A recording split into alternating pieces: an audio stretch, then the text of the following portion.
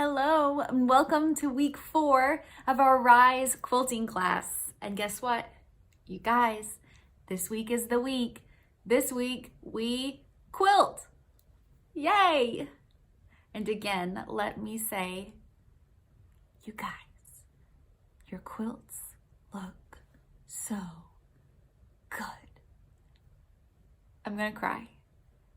They're beautiful. Again, you guys are so talented and I'm so impressed with the work that you're doing.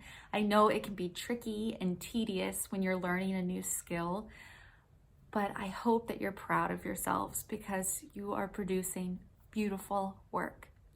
So let's begin week 4. This is a close-up of a quilt that I've made in the past. And this week, when I say that we're going to be quilting, that means we're going to be sewing these lines on our project.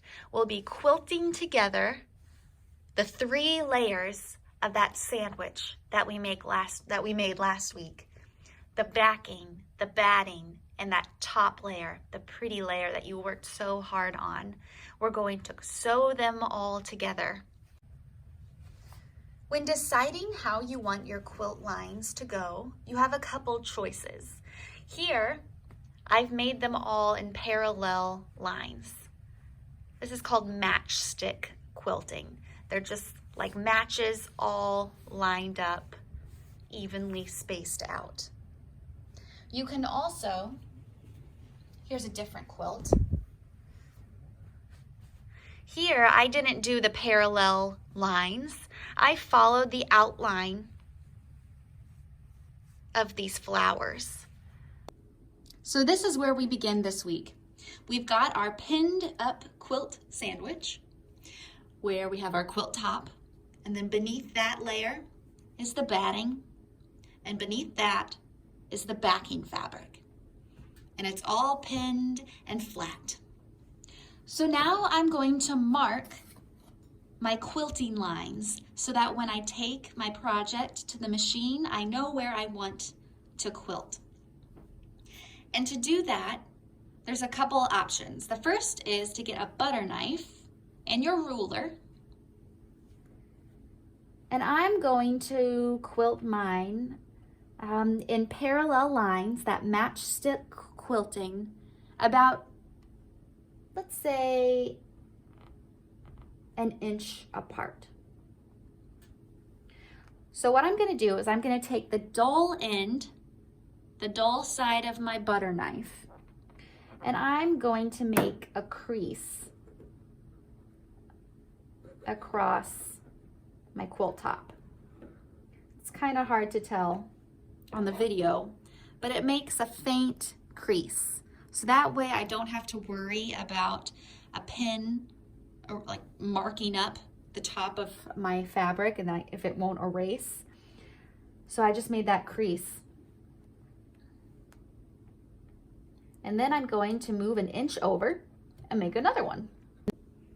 And once you've made creases an inch apart across your project, it's time to take it to the machine. So what I'm gonna do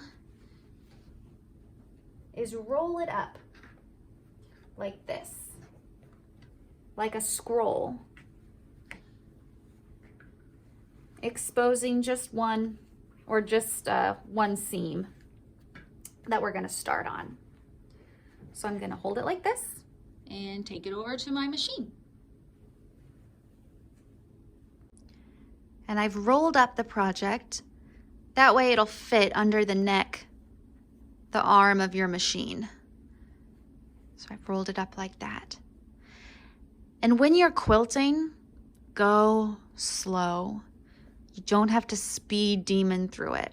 You've got a lot of fabric going through, so take your time so it's less likely to pull and shift and your tension won't get all jibble-jobbly.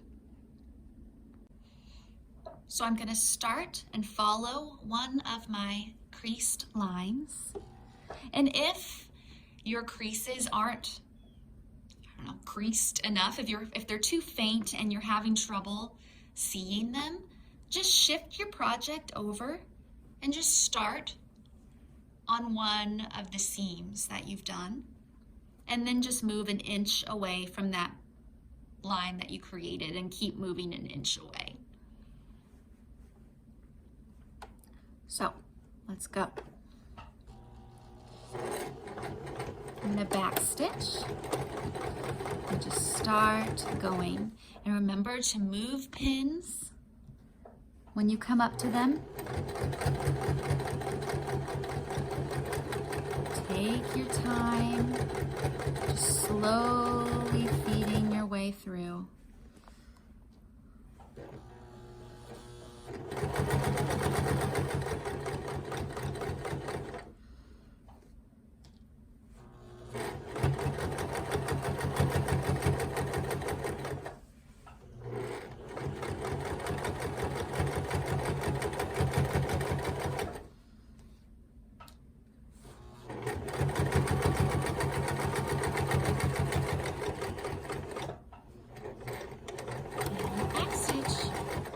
And you've done your first line.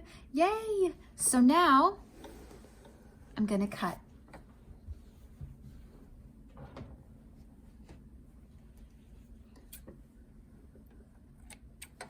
Cut my threads and pull my project back through.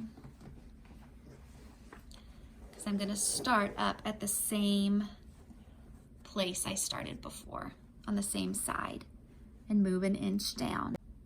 I've moved an inch down. I'm an inch to the right of my last seam, and I'm gonna start again. Backstitching.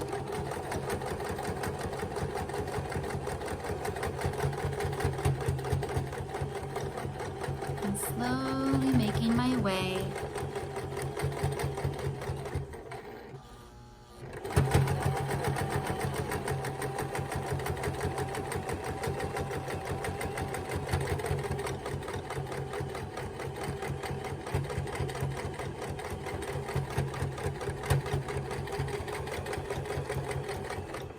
And when I reach the edge, I'll backstitch again.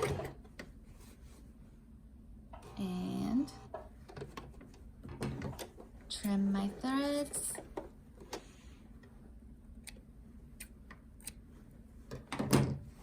And make my way back again. The top. And you'll just continue this until you reach the edge of your project. I've reached the edge of one side of my project. So I'm going to finish this seam, backstitch it, trim my threads, and now, make the angle a little wider, I'm going to flip my project around. I'm also going to re-roll it. One moment. I flipped my project back around, and now I'm at the middle again. I'm going to do the whole other side. So as you can see, this side is already stitched. And now I'm going to start an inch back from that very first seam that I did. And now work the same way as we did before, but do this side of the project. And just like that, you have a quilted table runner. It's kind of hard to see the quilt lines, but they're there. And once you've finished sewing all of your parallel lines across your quilt, you can take your scissors or your rotary cutter, and we can cut away the batting and the backing here, all the excess. So I'm just going to use my scissors. And I'm going to cut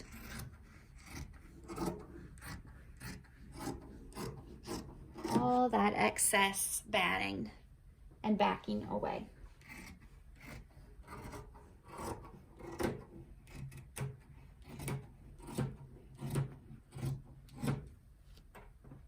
And I'm going to do that all the way around. And that will put us in great shape for next week, where we're going to make strips of binding and finish off the edge, and you'll be all done. I'm so proud of you. You guys are doing awesome. Congratulations. You're quilters. All right, I'll see you next week.